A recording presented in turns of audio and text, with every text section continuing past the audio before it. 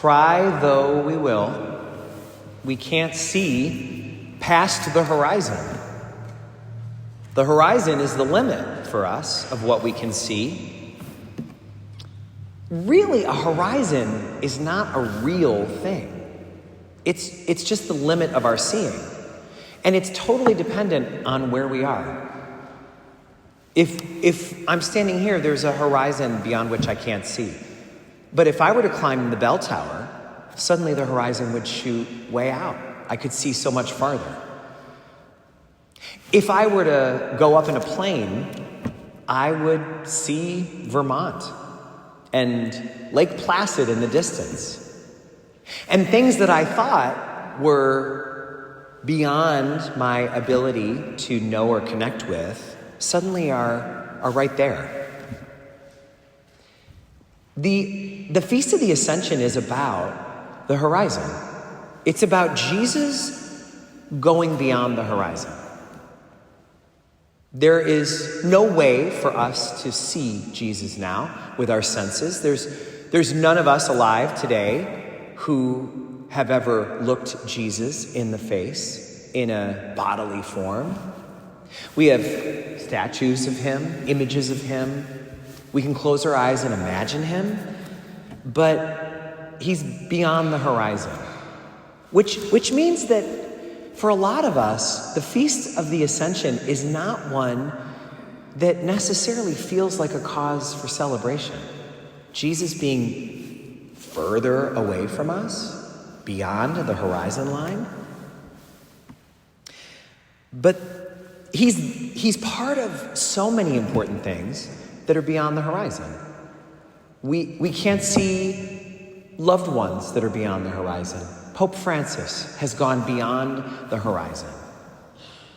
And the future is beyond the horizon.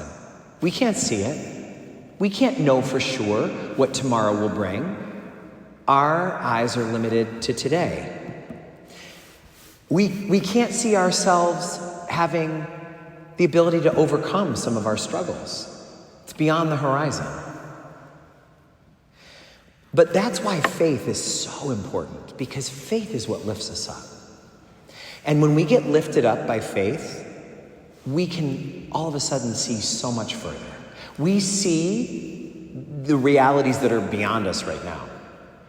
It's like when we lose someone we love. In the pit of despair, it feels like they're just gone. There's no trace of them. And then when our faith lifts us up, we can see further. There they are. I see them. I see you, Pope Francis. I see you, loved ones. We just needed to be lifted up higher. We recently had a strategy day for our staff at the parish. We went for an offsite, and all of us took part in an interesting activity. We made a list of 5 people who really influenced us in life, and then had to share with each other what about their life informed our life. So people had all different sorts of people. We heard Martin Luther King Jr. A couple people said my mother or father. People had all sorts of figures like Abraham Lincoln, who were huge inspirations. But every single one of us had one name that was the same on all of our lists. And it was Jesus. None of us ever met him. He was never a part of world news in our lifetime. He never made headlines. He never came to our town. But every single one of us said he was one of the biggest shapers of our life. And the thing that all of us in that room had in common is that we had faith. So we were lifted up by that. And so he's not absent to us. He's not at all absent. Our horizon goes out further to include him. He teaches us even more intimately now than he did his followers, because they were talking to him face to face. We're speaking in heavenly realms to him, heart to heart. That's why it's really meaningful for us to have a school with young people be a part of our day all the time here at St. Mary's. We had the noon mass today, and all of the kids from school came to celebrate the Feast of the Ascension. And it was so sweet to see their sincerity and their beauty. And it was sweet to tell them this too. They say that we can never know the future. But I was able to tell these kids, we see your future. We have faith in your future. We can close our eyes and see beyond the horizon and see you doing beautiful things in the world. We can see it because we have faith in you. Our faith lifts us up higher. So we can imagine you being the solution to a lot of the world's problems. We can imagine what a bright future it will be for the world when you're one of the people making a difference. For them, it feels like a fantasy. But for us, it's a vision that's beyond the horizon. Something happens when people gather to try to wrap their minds and their hearts around the big problems in life.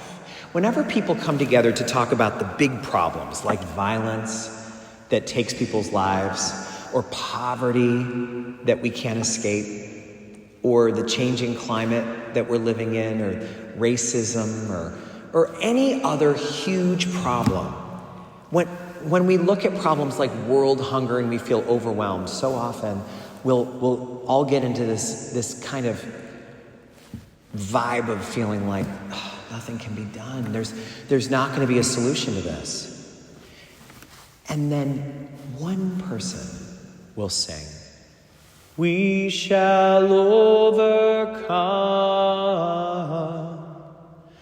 Deep in my heart, I do believe that we shall overcome someday." And that one person being lifted up lifts everybody else up. And suddenly people are joining arms and they say, we are going to face this. We will overcome this. Suddenly they can see beyond the horizon. And they say, we don't know how we're going to get from here to there, but we know, although the road will be muddy and rough, we're going to get there. The night before he was assassinated, Reverend Dr. Martin Luther King gave a speech in Memphis. And he said, I've been to the mountaintop and I've seen the promised land. He said, I may not get there with you, but my eyes have seen the glory of the coming of the Lord. And the very next day, he was killed. But what he was saying to them was the truth. That's what we're talking about. When we say we shall overcome, and we mean it, we're standing on the mountaintop of faith, and we can see beyond the horizon, just as Jesus has gone above and beyond the horizon. So, how about you? What is tonight's feast inviting you to expand in your life? What right now is beyond the horizon in your life, in your marriage, in your career, in the kind of impact you want to have in the community? What feels like it's beyond the horizon when you think of the problems of your life, your finances, this community, the world? What is it that you need to be lifted up to see further toward? What is this feast going to do to allow you to know that we shall overcome? That if God is for us, nothing could ever prevail against us. This is a night to say that even the future is something we can glimpse. Because although we may not know what the future holds, we sure do know who holds the future.